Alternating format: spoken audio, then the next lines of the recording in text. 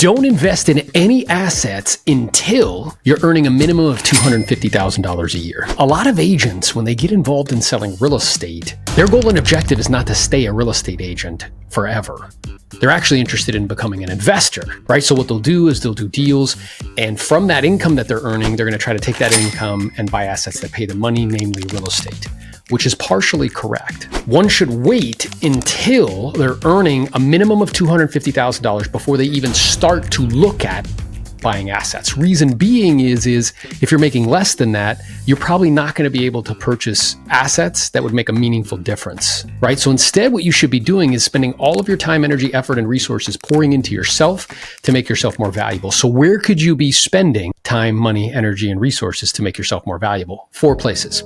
The first one is getting proximity to a coach, trainer, mentor, somebody who can condense decades worth of learning into days, weeks, months, years. Really what you're buying is time. The second thing is spending time, money, energy, and resources on skill acquisition, the skills that are required in order to sell real estate in high volume.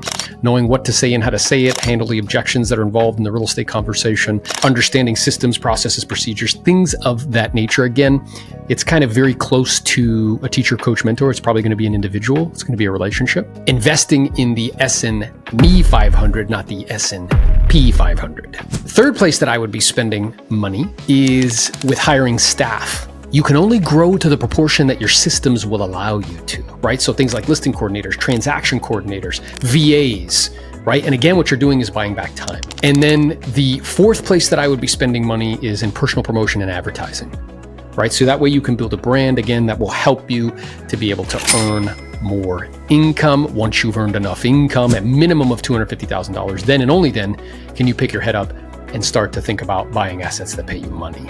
So if this has been helpful to you, be sure to hang out and watch the next video.